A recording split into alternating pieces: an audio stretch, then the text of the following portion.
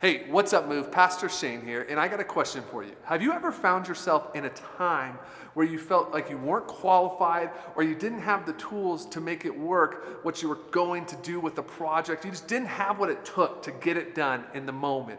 I remember one time I was preaching for the first time in front of a large crowd. I never spoke into a group that was this big before.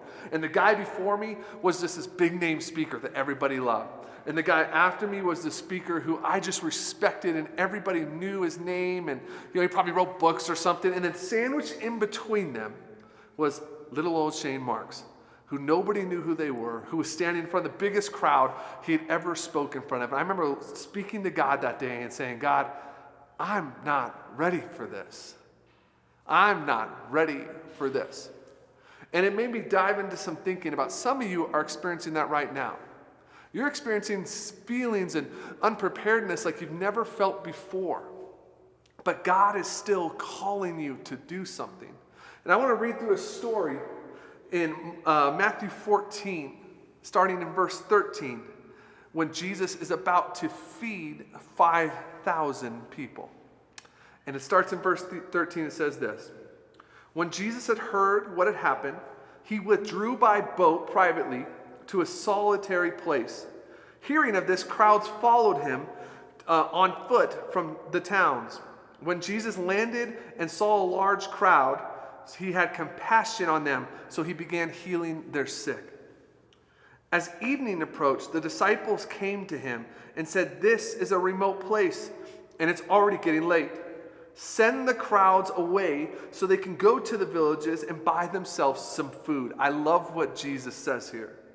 Jesus replied, "They don't need to go. They don't need to go away." And he says, "You give them something to eat." Think about being Jesus' disciple in this moment. They don't need to go anywhere. You give them something to eat. Jesus, all we have is 5 loaves of bread and 2 fish. All we have is disciples, a small group, and there's thousands of people here. How could we possibly do this, Christ? But here's what Jesus is saying in this moment, is sometimes you are the solution to the big problems of life. Sometimes you, the person watching on the screen right now, myself and you are the solution of someone's big problem in their life. You are the solution to big problems in the world, but you count yourself out because you don't feel like you have what it takes. You can't see the big picture. But Christ did not say, "I'm going to feed them." Christ did not say, "It's going to rain from heaven." What his response to was, "No, you go feed them." Because here's the second thing he's saying. Our second point is this. See, as humans, we see what we have. We don't see what God could do. We are so guilty of saying we only have this, and we don't always think in faith of what God could do with the little we have. In verse 17, it says this. They responded to him as he said, "You go feed them." He said, "We only have 5 loaves of bread and 2 fish," they answered. We only have 5 loaves of bread and 2 fish. We are so guilty of looking where we currently are at and saying we aren't ready for that. And in verse 18 it says this, "Bring them here to me, and then direct the people to sit down on the grass."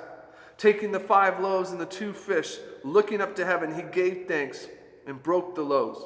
He gave them to the disciples, and the disciples gave them to the people. They all ate, and they all were satisfied. And the disciples picked up 12 baskets full of the broken pieces that were left over.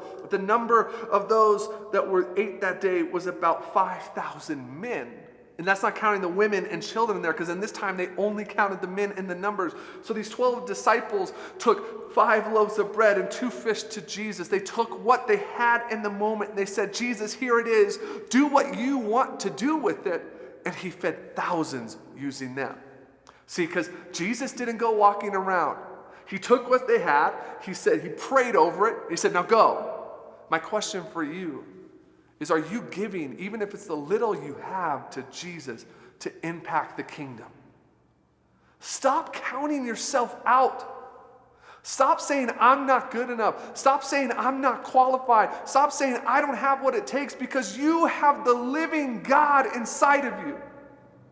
You have the Savior of the universe living inside of you that is saying, you are not qualified, but I will qualify you. Yeah, you might not have what it takes right now, but don't worry, I got you. Stop taking yourself out of the game.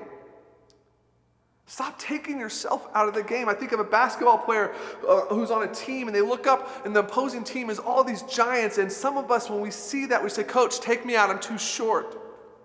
We do that in our Christian faith. Christ, take me out. I'm not ready to be used yet. I don't have the right theology. I don't have years of experience. I don't have all of it together. But I just want to say this to the person who's watching this behind the screen right now, whenever you're watching this, you are a world changer. You just got to start to see yourself how God sees you, the potential that is in you. Stop taking yourself out of the game. Just let Him coach you up and take the little you have and make an impact to thousands. So I want to challenge you with this today. 1, stop taking yourself out of the game. 2, give whatever you have, however little or however much, give it to Christ today and say, God, use whatever I have for your glory. All right, love you, move. Have a great week.